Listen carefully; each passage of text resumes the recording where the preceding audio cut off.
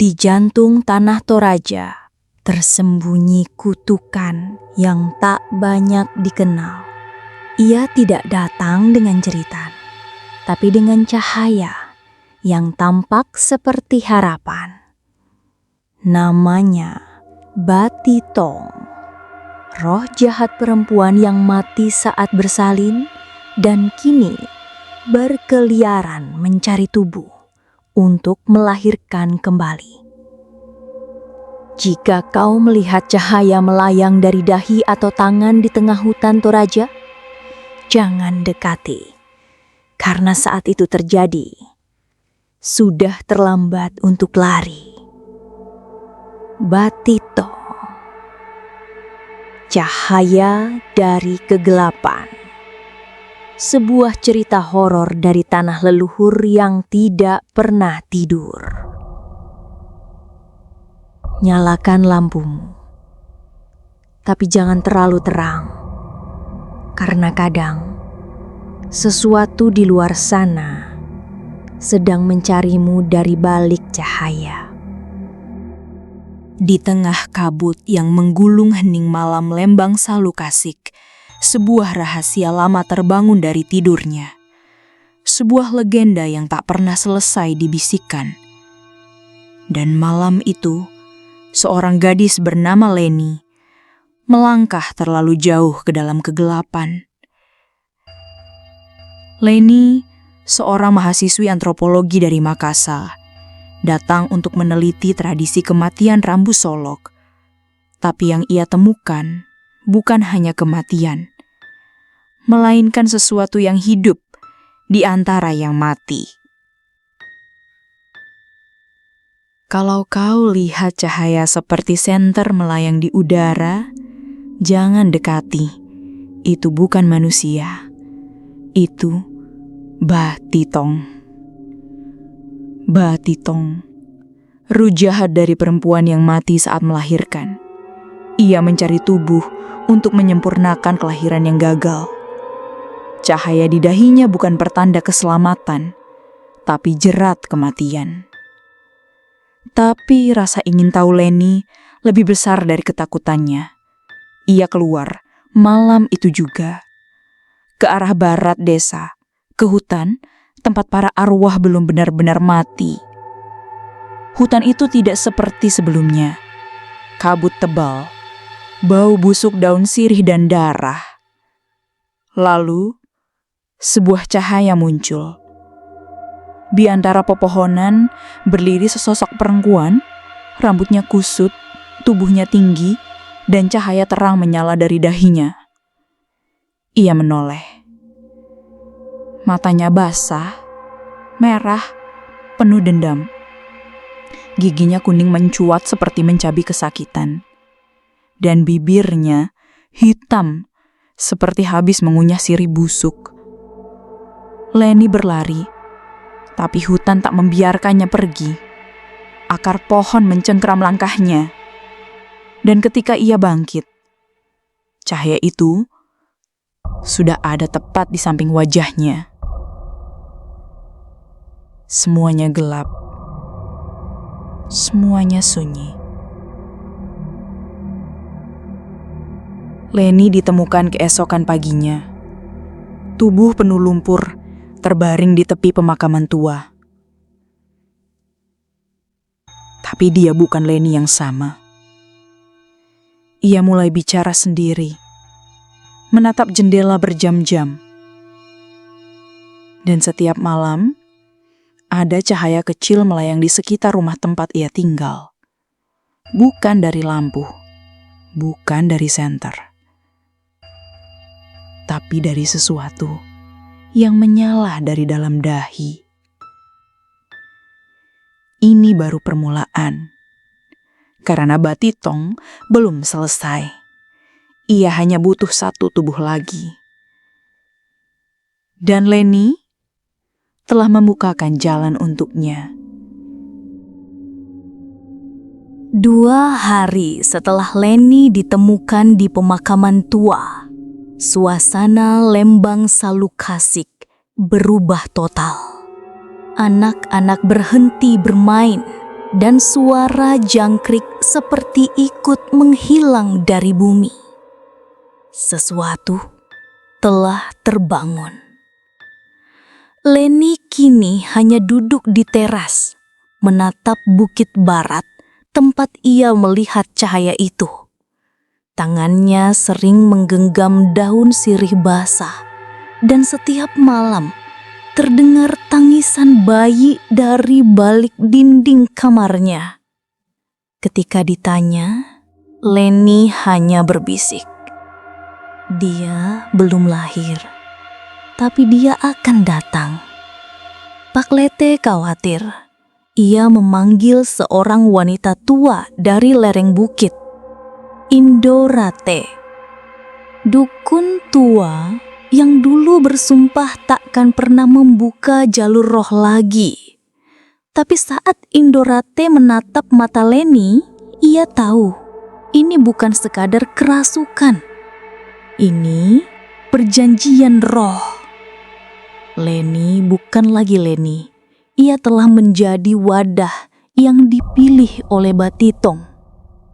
Batitong adalah roh perempuan bernama Nambah yang dikucilkan dan dibiarkan melahirkan sendiri dalam kesakitan hingga mati bersama bayi yang tak sempat bernafas. Tubuhnya terkubur dalam tanah merah, matanya terbuka dan cahaya menyala di dahinya. Sejak itu, setiap orang yang melihat cahaya itu perlahan kehilangan jiwanya. Indorate mencoba mendekati rumah Leni, tapi saat kakinya menyentuh tangga, tubuhnya terhempas mundur. Ada kekuatan tak terlihat yang menolak masuk. Dari balik jendela, Leni menatapnya dengan senyum yang bukan miliknya. "Dia sudah memilihku, karena aku juga pernah ingin membunuh bayi yang belum lahir." Indorate membeku, dan malam itu cahaya melayang di langit desa seperti api yang menari mencari jiwa baru. Esok paginya, seorang bocah ditemukan tak bernyawa. Di dadanya ada luka bundar gosong, seolah dibakar oleh cahaya dari dalam tubuh manusia. Warga mulai panik. Mereka berkumpul dan memohon kepada Indorate untuk memutus perjanjian itu sebelum Batitong terlahir kembali. Malam itu, Indorate memulai ritual kuno.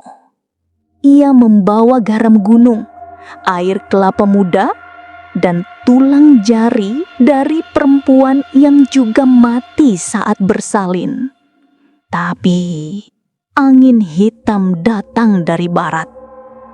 Langit berubah merah, tanah bergetar, dan jeritan menggema dari puncak beringin.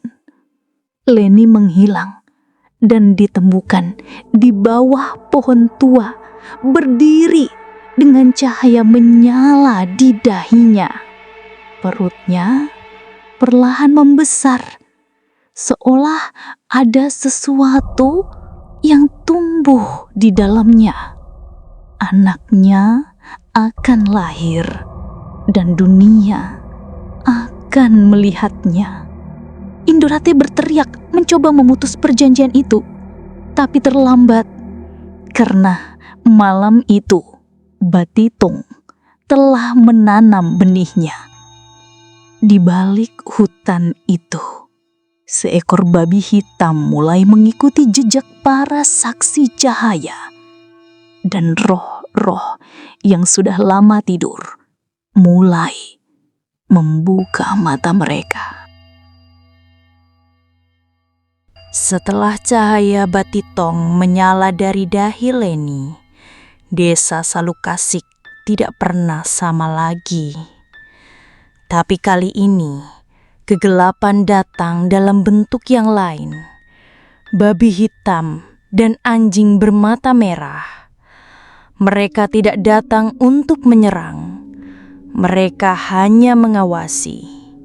Diam, tapi tahu siapa yang akan menjadi korban berikutnya. Satu persatu, penduduk mulai mati, tanpa suara, tanpa luka, hanya setitik darah di dahi. Dan Leni kini hanyalah bayangan, menjelma di sudut desa, berjalan tanpa suara, dengan cahaya di dahinya yang tak pernah padam. Siapapun yang menatapnya akan merasakan kehadiran sesuatu dalam pikirannya, sesuatu yang belum pernah lahir tapi sudah hidup. Dan ketika hewan-hewan mulai berkumpul di halaman rumahmu, jangan buka pintu, karena itu bukan hewan. Itu adalah mata Batitong. Malam ketujuh, langit berubah warna. Burung hitam berputar, dan suara Leni menjerit dari hutan. Tapi suara itu bukan hanya miliknya. Ada yang lain, dan ia sedang lahir. Malam setelah langit berubah merah, desa Salukasik tidak pernah benar-benar tidur lagi. Karena mereka yang telah mati kini ingin kembali. Pagi itu 9 liang kubur terbuka, bukan dibongkar, tapi didorong dari dalam. Tak ada mayat, tak ada tulang, hanya lumpur dan jejak-jejak yang basah. Seorang bocah membawa kain putih busuk, katanya dari mimpi, dari seseorang yang ingin ia ikut ke dalam tanah. Dan saat malam datang, anak itu menghilang. Hanya jejak kecil menuju kuburan yang tersisa. Di balik batu kuno, tangisan bayi menggema. Tapi tak ada bayi. Hanya cahaya menyilaukan yang menyentuh mata, lalu menghilang. Seorang perempuan muda, Rambu, kini berbicara seolah ada yang tumbuh dalam perutnya. Bukan darahnya, bukan benih dari suaminya, tapi sesuatu yang tak boleh dilahirkan. Indo Rate tahu waktunya tak banyak. Batitong telah memilih rahim-rahimnya. Dan jika ritual pemisah jiwa gagal, maka cahaya itu akan menyebar. Leni kini kembali, tapi dia bukan lagi manusia. Dia rahim dunia baru. Kuburan terbuka, hewan mulai diam, burung berhenti terbang. Dan langit menjadi gelap, bukan karena malam, tapi karena sesuatu yang besar membuka matanya. Indo Rate tahu satu hal, untuk menghentikan kelahiran, Leni harus dikorbankan. Tapi saat ia keluar dari rumah, Leni berdiri di tengah halaman, memeluk perutnya dan tersenyum. Senyum yang bukan milik seorang ibu, tapi milik sesuatu yang sudah lama ingin hidup. Langit Salukasik bergemuruh, tapi kali ini bukan hujan yang turun, melainkan ceritan dari dalam rahim-rahim yang bukan lagi milik manusia. Indo Rate membaca kitab leluhur. dan ia menemukan kebenaran yang mengerikan. Jika Batitong bersarang dalam rahim manusia, yang lahir bukan bayi, tapi gerbang. Gerbang untuk roh-roh gelap dari dunia bawah yang bahkan kematian tak mampu jinakkan. Leni bukan satu-satunya. 3 perempuan lain, Rambu, Tata, dan Ina, telah mengandung sesuatu. Tapi yang tumbuh dalam mereka bukan kehidupan. Tak ada detak jantung. Hanya cahaya dari dalam kulit perut mereka. Cahaya Batitong. Malam itu, gong leluhur dipukul. Tanda bahwa dunia roh akan disentuh manusia. Di puncak bukit, di bawah pohon beringin keramat, 4 perempuan berkumpul. Mata kosong, mulut diam. Mereka sudah bukan diri mereka lagi. Induk Rate berdiri di tengah mereka, membawa pisau batu dan dosa yang harus ditebus. Leni, perutnya berdenyut seperti pintu yang hendak dibuka. Bukan oleh tangan manusia, tapi oleh sesuatu yang ingin lahir ke dunia ini. Induk Rate tahu, hanya ada satu cara untuk menutup pintu itu, pengorbanan. Ia berlari, menusukkan pisau ke tanah di bawah Leni, dan berseru dengan suara yang bukan hanya miliknya. Kembalilah ke rahim kegelapan, dunia ini tak menginginkanmu. Leni menjerit, cahayanya meledak dalam kabut putih.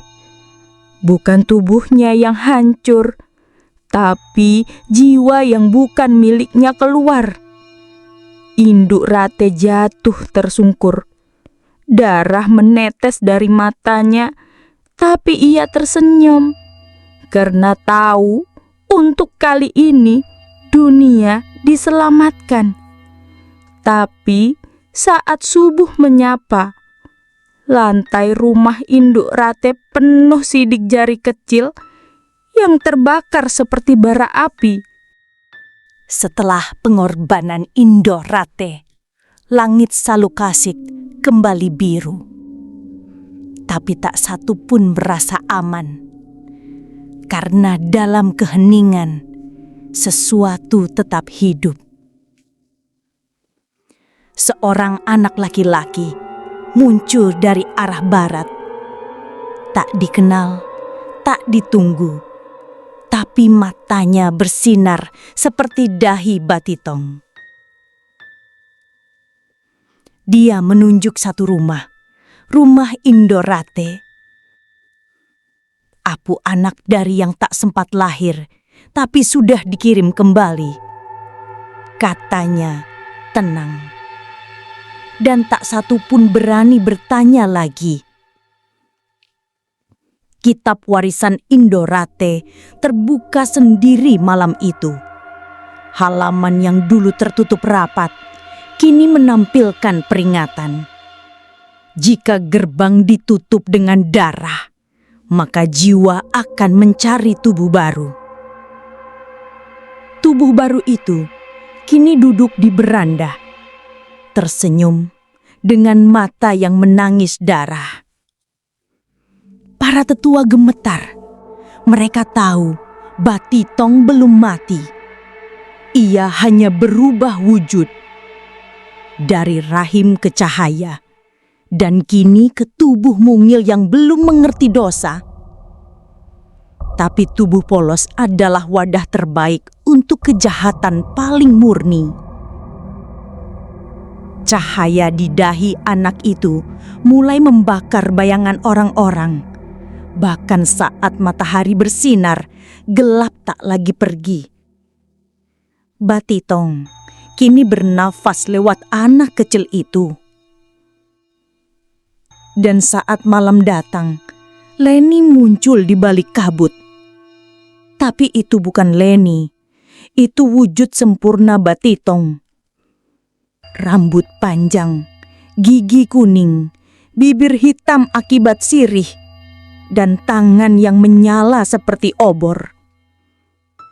Dia berdiri di belakang anak itu, diam, mengawasi, seperti ibu yang melindungi janinnya.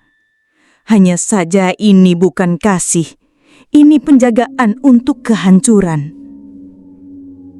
Desa harus memilih, membunuh anak itu, atau biarkan dunia menjadi rahim baru. Tapi siapa bisa membunuh anak yang belum pernah menangis, yang tidak pernah tidur dan tersenyum saat bulan bersinar? Warisan cahaya terakhir bukanlah anugerah, tapi tanda bahwa ini belum berakhir. Batitong telah lahir kembali, dan yang belum lahir kini menunggu tubuh baru. Di Salukasik, hari itu tak ada bayangan. Bahkan saat matahari tepat di atas kepala, Bimi menolak melempar gelap. Mereka bilang, jika bayangan hilang, maka yang datang bukanlah terang, tapi makhluk yang membawa terang milik dunia lain. Anak itu duduk diam di tengah lapangan. Dahi bersinar, tangan lembut menggenggam milik Leni, yang kini bukan lagi manusia. Leni kini adalah wadah sempurna Batitong. Para tetua berdiri gemetar. Mereka tahu satu hal, cahaya itu tak boleh tumbuh. Tapi siapa bisa membunuh anak yang belum menangis sejak lahir? Yang tak tidur, tak lapar, hanya menatap, seolah-olah sedang menunggu rahim baru untuk dihuni. Satu persatu warga merasa perut mereka bergerak sendiri. Rahim yang kosong tiba-tiba berdenyut. Bahkan pria-pria merasakan sesuatu tumbuh dalam tubuh mereka.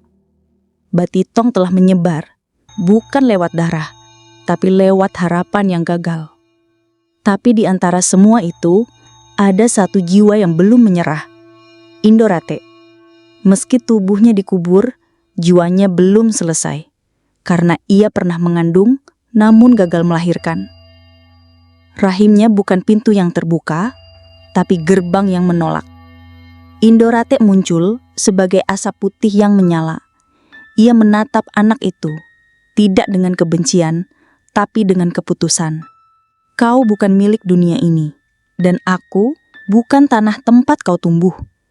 Lalu ia buka dadanya dan menyerap cahaya anak itu kembali ke rahim yang tak pernah melahirkan. Batitong kembali ke tempat asalnya, bukan mati, hanya ditahan untuk sementara.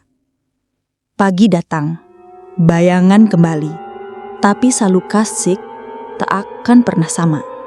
Karena ini, setiap rahim adalah pintu. Dan setiap kegagalan melahirkan cinta adalah undangan bagi kematian untuk tinggal.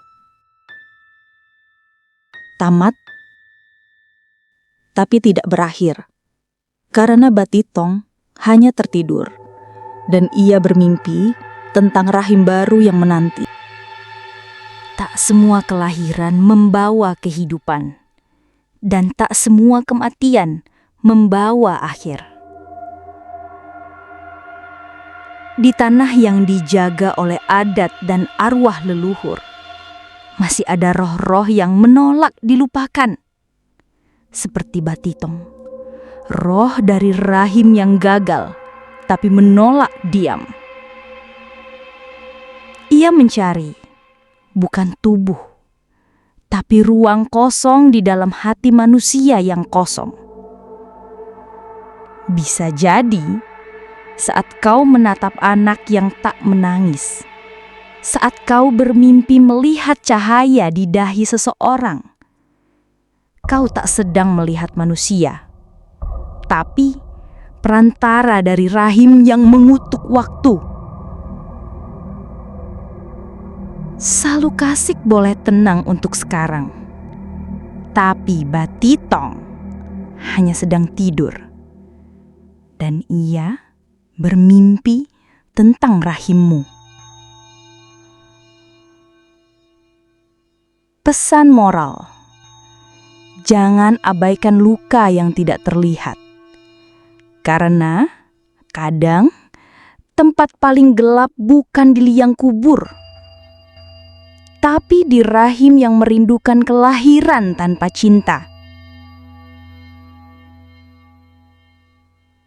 Terima kasih telah mengikuti kisah mencekam Batitong, Cahaya dari Kegelapan. Jangan lupa subscribe, nyalakan loncengnya, dan tinggalkan komentar. Menurut kamu, apakah Batitong benar-benar telah hilang? Sampai jumpa di cerita horor berikutnya dari Tanah Toraja.